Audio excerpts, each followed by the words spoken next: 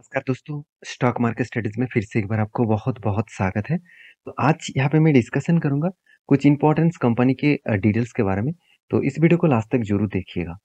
तो सबसे पहले मैं डिस्कशन करूँगा तेजस नेटवर्क के बारे में। देखिए तेजस नेटवर्क के बारे में मैं पिछले कुछ वीडियोज़ में आपको इसके बारे में डिस्कशन कर रहा हूँ कि इस कंपनी के ऊपर मुझे क्वेश्चन पूछा गया कि सर इस कंपनी के ऊपर लॉन्ग टर्म के लिए क्या व्यूज़ बनना है?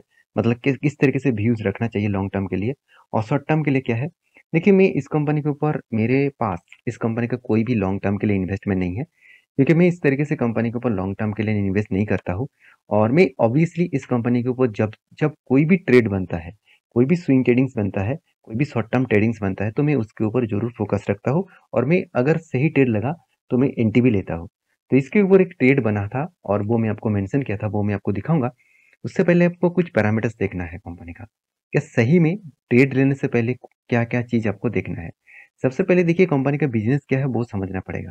देखिए कंपनी टेलीकम्युनिकेशन सर्विसेज़ के ऊपर काम करते हैं। तो आप देखेंगे तो जो जो टेलीकॉम सर्विसेज प्रोवाइडर्स है उसके साथ काम करते हैं और यूटिलिटीज गवर्नमेंट एंड आप देखेंगे तो डिफेंस नेटवर्क सिस्टम के ऊपर कंपनी काम करता है। इसका मतलब गवर्नमेंट के साथ साथ डिफेंस का भी जो नेटवर्क सिस्टम है उसके ऊपर कंपनी काम करते हैं। और तेजस नेटवर्क आप सभी जानते हैं, ये एक टाटा ग्रुप की कंपनी है। अगर इसका प्रोमोटर के बारे में बात करूं तो यहाँ पे जो प्रोमोटर का नाम आपको दिख रहा है वो प्रोमोटर एक्चुअली टाटा ग्रुप के है। अगर गूगल में जाकर इस नाम को आप सर्च करेंगे, चलो मैं एक बार आपको दिखाई देता हूँ। आप देखेंगे तो पेनाटोन जो फिनवेस्ट लिमिटेड है वो किसका है? आप ध्यान से इस चीज को देखेंगे तो यहाँ पे एक चीज आपको दिखेगा। मतलब परम सॉरी, पेरेंट्स ऑर्गेनाइजेशन जो है वो कौन है? टाटा सन्स। इसका मतलब टाटा ग्रुप के ही एक कंपनी से। तो उस बेसिस में देखा जाए तो इस कंपनी का फ्यूचर का विजन कुछ अलग हो सकते हैं, क्योंकि अभी फिलहाल के लिए कंपनी इसका क्वार्टरली रिजल्ट दिखा दूं तो कंपनी के इस बार भी नहीं, कंटिन्यूसली कंपनी लॉस करते जा रहा है। कोविड के टाइम के बाद कंपनी कंटिन्यूसली लॉस करते जा रहा है और इस बार भी लॉस किया और इस बार हाईएस्ट कंपनी का लॉस देखने को मिला। लास्ट ईयर से देखा जाए तो लास्ट ईयर में कंपनी का जो क्वार्टरली जो रिजल्ट था वो 7 करोड़ का लॉस था और इस बार बन चुके 26 करोड़ के आसपास लॉस है। तो जब लॉस कंटिन्यूसली हो रहा है तो कुछ ना कुछ तो गड़बड़ी है। तो गड़बड़ी का मतलब क्या है? कंपनी का सेल्स में क्या गड़बड़ी है? बिल्कुल नहीं। पिछले सालों की तुलना से कंपनी का सेल्स अच्छा हुआ। कंपनी एक्सपेंस को कंट्रोल नहीं कर पा रहा है। एक्सपेंस को इस ऊपर क्या हुआ? देखिए टोटल जो कंपनी का मटेरियल कॉस्ट है वो यहाँ पे बढ़ चुके हैं। उसके साथ साथ एम्प्लॉय कॉस्ट भी बढ़ चुके हैं और ये दोनों कॉस्ट बढ़ने के कारण कंपनी के ऊपर प्रेशर देखने को मिल चुके हैं। तो कंपनी का profit and loss year of year basis दिखा दूं तो कोविड के बाद, कोविड से पहले ही 2000 सॉरी कोविड के बाद से ही कंपनीज के ऊपर लगातार लगातार लॉसेस देखने को मिल रहा है। तो कंपनीज का सेल्स ग्रोथ तो ठीक है, प्रॉफिट ग्रोथ भी ठीक है, लास्ट कुछ 10 ईयर और 5 ईयर्स में ठीक नहीं है, बाकी तो लास्ट 3 ईयर्स और करंट पीरियड में ठीक ठाक है। रिटर्न कंपनी धमाका दिया, रिटर्न ऑफ इक्विटी में वीकनेस है। बैलेंस शीट के बारे में बात करो, कंपनी का रिजर्व लगातार बढ़ते जा रहा है और बोरिंग्स कम होता जा रहा है। ये एक प्लस और गुड न्यूज़ है और गुड पॉइंट्स है। कंपनी के 2 पॉइंट्स के कारण की वजह से मैं स्विंग ट्रेडिंग ऑब्वियसली लिया हूँ। वो कारण कौन-सा है? सबसे पहले देखिए फिक्स एसेट, जो यहाँ पर हाईएस्ट फिक्स एसेट देखने को मिला। उसके साथ-साथ सीडब्ल्यूआईपी, जिसके कारण मैंने एक्चुअली ट्रेड लिया। कैपिटल वर्किंग इन प्रोसेस, मतलब कंपनी इस बार 155 करोड़ के आसपास पैसे को कंपनी यहाँ पे यूज़ किया है, कैपिटल को यूज़ किया है कंपनी के कुछ काम के प्रोसेसिंग में, जो पैसा डायरेक्टली आपको नेक्स्ट ईयर में फिक्स एसेट में दिखेगा। तो एक प्लस पॉइंट है जिसके कारण मैं कंपनी के ऊपर एक थोड़ा-सा बुलिश हूँ, मतलब एज़ अ स्विंग ट्रेडिंग्स के लिए बुलिश हूँ। तो एज़ अ इन्वेस्टर उसके बारे में बात करूँ तो ध्यान दीजिएगा, एफएस के पास भी होल्डिंग्स है और डीएस के पास भी होल्डिंग्स है, पब्लिक के पास भी है, मतलब प्रोमोटर के पास भी होल्डिंग्स है। तो कंपनी के ऊपर लास्ट मतलब जुलाई मंथ से अगस्त मंथ तक दिखा दूँ, तो एक डेटा आप देखेंगे तो अगस्त मंथ के ही मैं डेटा आपको दिखा दूँ, तो देखिए कंटिन्यूअसली क्या हो रहा है, डिलीवरी का जो परसेंटेज है, वो थोड़ा-सा कम, थोड़ा-सा ज़्यादा इस तरीके से देखने को मिला है। इसका मतलब डिलीवरी कंटिन्यूअसली उठा जा रहा है, ऐसे नहीं कि डिलीवरी उठाया नहीं जा रहा है। तो जब डिलीवरी कंटिन्यूअसली उठाया जा रहा है, तो उस कंपनी के ऊपर एक हायर साइड में जाने का चांसेस है। तो चार्ट पैटर्न्स के बारे में बात करूँ, तो मैंने आपको क्या मेंशन किया था, यहाँ पे एक कप बना, उसके बाद एक हैंडल्स क्रिएट हुआ। तो जो cup with handle patterns create होते हैं, तो उसके बाद ब्रेकआउट के लिए इंतज़ार करना पड़ेगा। तो ब्रेकआउट किसने दिया? इस कैंडल ने, और ब्रेकआउट कन्फर्मेशन कर दिया कहाँ पे? यहाँ पे। अगर मैं इसके ऊपर एंट्री लेता, तो मेरा टारगेट छोटा-सा हो जाता।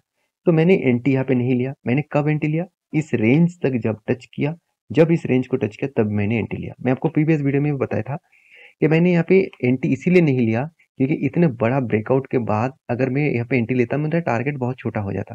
तो मैंने यहाँ पे एंट्री लिया। अगर इस रेंज से यहाँ से एंट्री लेने के बाद यहाँ तक अगर टारगेट बनता है तो ऑलमोस्ट मुझे 30% का गेन मिल सकता है। अगर यहाँ से एंट्री लेता तो मुझे 15% के आसपास गेन मिलता।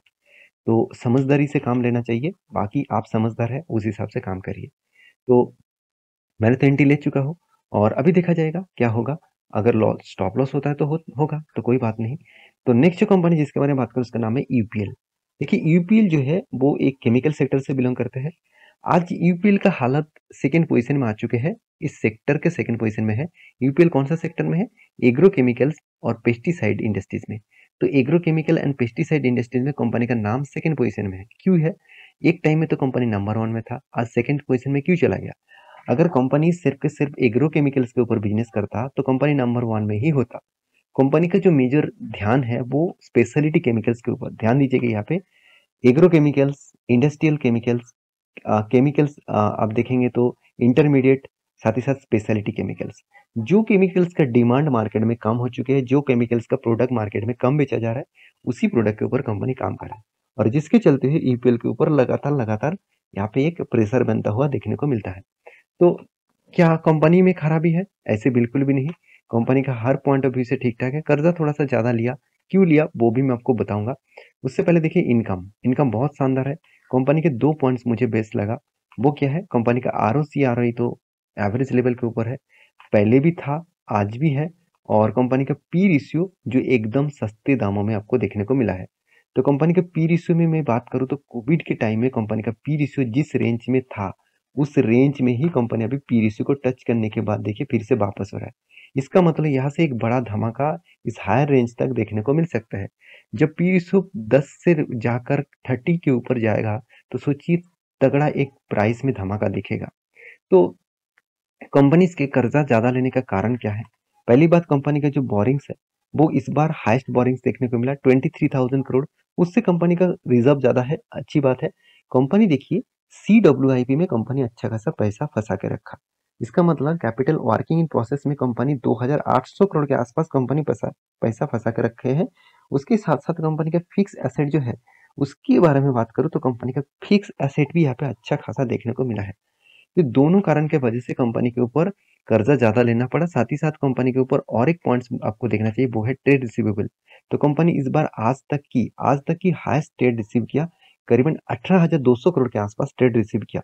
तो जब ट्रेड रिसीव ज्यादा होते हैं, प्रोजेक्ट ज्यादा मिलते हैं, तब कंपनी को सस्टेन करने के लिए, कंपनी को बिजनेस को बड़ा करने के लिए कर्जा लेना ही पड़ता है। कर्जा जो लिया वो किस बेसिस में लिया वो देखना जरूरी है। देखिए अगर कर्जे के बारे में बात करूँ तो ध्यान दीजिएगा इस चीज को। तो बोरिंग जो है, दो तरीके से बोरिंग्स होते हैं, एक लॉन्ग टर्म, एक शॉर्ट टर्म। देखिए कंपनी लॉन्ग टर्म के लिए बोरिंग लिया क्योंकि कंपनी का जो प्रोजेक्ट मिला वो लॉन्ग टर्म के लिए, इसलिए लॉन्ग टर्म में ज्यादा कर्जा लिया, शॉर्ट टर्म में छोटा मोटा कर्जा लिया। इसका मतलब कंपनी इजीली उस चीज को अचीव कर सकते हैं, इजीली सारे कर्जे को इंटरेस्ट के हिसाब से मिटा सकते हैं। तो रही बात इस कंपनी के इन्वेस्टर के, अगर कंपनी में खराबी होता तो इंस्टीट्यूशन कब का माल बेचकर भाग जाता। अगर आप ध्यान से देखेंगे कोई भी इंस्टीट्यूशन, कोई भी इन्वेस्टर यहाँ पे एक भी माल नहीं बेचा। छोटा मोटा 1-2% बेचा गया तो उसमें कोई चिंता करने का जरूरत नहीं। फिर भी आप ध्यान से देखेंगे तो यहाँ पे एफआईएस ने थोड़ा सा माल बेचा मगर डीएस ने माल को खरीदारी कर लिया। तो मेरे हिसाब से बेस्ट अपॉर्चुनिटी आपको दिया जा रहा है क्योंकि देखिए कंटिन्यूसली यहाँ पे क्या हुआ, सेल ऑफ हुआ। कंपनी एक ही रेंज के ऊपर फंसे हुए, ध्यान दीजिएगा, ऊपर गया नीचे आया, ऊपर गया नीचे आया।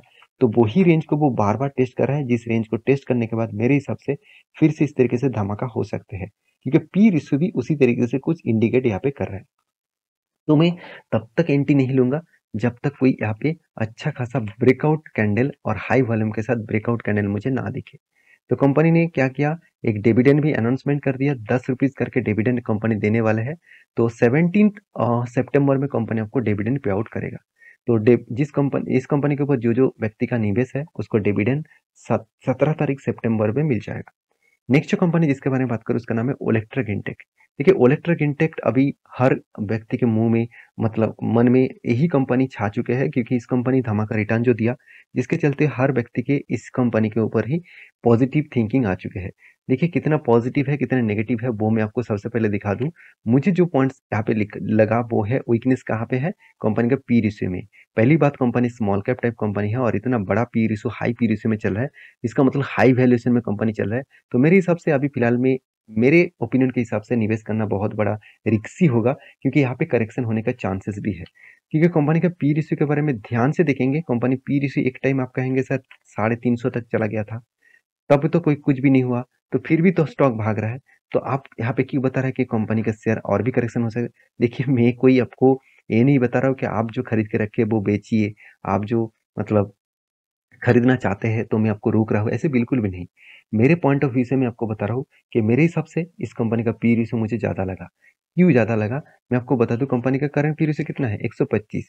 इसका मीडियम पी रेशियो कितना है? 126। तो आप कहेंगे दोनों में तो सर सेम टू सेम है, तो इसमें डरने वाला बात कौन सा है? देखिए मैं आपको यहाँ पे मैक्सिमम पी रेशियो आपको दिखा देता हूँ। देखिए मैक्सिमम पी रेशियो में क्या है? 18 है। और एज ए कंपनी का करंट पी रेशियो कितना है? करंट पी रेशियो कंपनी का 130 के आसपास है। तो जब कंपनी का करंट पी रेशियो 130 के आसपास है और कंपनी का मैक्सिमम पी रेशियो 18 के आसपास है, तो सोचिए यहाँ पे करेक्शन होने का चांसेस भी है। कंपनी इसके ऊपर 3 साल का पी रेशियो दिखा दूं तो देखिए वो तो ठीक ठाक है। 1 साल में दिखा दूं तो 1 साल में भी देखिए पी रेशियो कहाँ पे है? 91। और कंपनी का करंट पी रेशियो कितना है? 130 के आसपास है। तो इस बेसिस में देखा है तो कंपनी में करेक्शन होने का चांसेस है। तो चांसेस कितना है वो मैं आपको चार्ट पैटर्न्स के बारे में बात करूं तो चार्ट पैटर्न में आपको सब कुछ दिखेगा। देखिए पहली बात, कंपनी के ऊपर कुछ ट्रेड मैंने मेंशन किया था। क्यों मेंशन किया था? पहली बात, एक रेंज बना था और कंपनी हायर लेवल को ट्रेड कर रहा था। तो हायर रेंज को जब ट्रेड कर रहा था और एक हाई लेवल को जब ब्रेकआउट किया, तो मैंने आपको मेंशन किया था यहाँ तक टारगेट बन सकते हैं, क्योंकि यही लेवल कंपनी के लिए बिग रेजिस्टेंस और सप्लाई जोन भी था। क्योंकि प्रीवियस डेटा दिखा दूं तो देखिए यहाँ पे रेजिस्टेंस था, उसके बाद बिग क्रैश देखने को मिला। तो जब इस लेवल को ब्रेकआउट किया तो मैं कंफर्म हो गया कि यहाँ पे एक रिट्रेसमेंट आएगा, उसके बाद एक बड़ा धमाका होगा। तो मैंने फिर से इस जगह पे एंट्री लिया था और मैंने यहाँ पे एग्जिट किया। मैंने आपको प्रीवियस वीडियो में भी मेंशन किया। तो एग्जिट में क्यों लिया? क्योंकि पहली बात, कंपनी ओवर वैल्यूड था। दूसरी बात, कंपनी के ऊपर मैं फोमो बाइंग नहीं करना चाहता था, इसलिए मैंने एग्जिट फटाफट ले लिया। और उसके बाद देखिए मैंने आपको ये भी बताया था यहाँ से करेक्शन अच्छा खासा देखने को मिलेगा। तो करेक्शन जो होगा मेरे हिसाब से इस लेवल तक आ सकते हैं, क्योंकि 20 डेज ईएमए को भी ब्रेकडाउन किया, 50 डेज ईएमए को भी ब्रेकडाउन किया, उसके बाद इस रेंज तक आने का चांसेस ज्यादा है। मेरे हिसाब से इस रेंज को टच करने के बाद कोई भी अगर रिवर्सल मिले, कोई भी स्ट्रॉन्ग वॉल्यूम के साथ रिवर्सल अगर मिले, तो मैं फिर से एंट्री लेने के लिए तैयार हूँ और मेरे टारगेट तब मेंशन करूंगा कहाँ तक टारगेट रहेगा। तो नेक्स्ट जो कंपनी है जिसके बारे में डिस्कशन करो, उसका नाम आप देखेंगे तो फोकस बिजनेस सॉल्यूशंस लिमिटेड। तो ये एक देखा जाए तो इसका एक्चुअली बिजनेस क्या है मैं आपको बता दूं, मिसलेनियस बिजनेस है। तो एक्चुअली इस कंपनी का जो बिजनेस है वो, इसका काम आप देखेंगे तो बिजनेस जो है वो recovery and collections for banks and financial solutions. इसका मतलब क्या है? मान के चलिए बैंक ने क्या किया, लोन दिया, तो लोन का रिकवरी भी करना चाहिए था। तो रिकवरी का जो मतलब रिकवरी करने के लिए जो लोग आप मतलब घर में जाते हैं, मान के चलिए किसी ने लोन ले लिया और वो लोन नहीं मिटाया, तो रिकवरी करने के लिए जो घर में जाते हैं जो लोग, आपको पूछने के लिए जाते हैं, आपको कलेक्शन करने के लिए जाते हैं, उसी के ही बिजनेस करने वाला एक कंपनी है। उसी के ही बिजनेस करने वाला इस कंपनी है। छोटा सा कंपनी, 21 करोड़ के आसपास इसका मार्केट कैप है, बहुत छोटा है। मगर कंपनी बहुत छोटा होने के बाद भी धमाका परफॉर्मेंस दिया। 27 रुपीज से कंपनी हाईएस्ट किया कितना, 100 रुपीज तक। तो इसका मतलब 4 टाइम्स टू 5 टाइम्स कंपनी आपको रिटर्न दे चुके हैं, जिसके चलते कंपनी के बोर्ड ने एक अनाउंसमेंट किया बोनस का। 23 अगस्त में कंपनी आपको हर 5 शेयर में आपको 4 शेयर बोनस के हिसाब से देने वाला है। तो आई होप इस वीडियो से आपको बहुत सारे चीज सीखने को मिला। तो इस वीडियो को टोटली एजुकेशन पर्पस में लेना, कोई बाय एंड सेल का रिकमेंडेशन नहीं है। आपको किसी कंपनी के ऊपर निवेश करना है तो प्लीज एक बार रिसर्च करके जरूर करिए। मिलते हैं नेक्स्ट वीडियो में, तब तक के लिए अच्छे से रहिए, अपने ख्याल रखिए, धन्यवाद।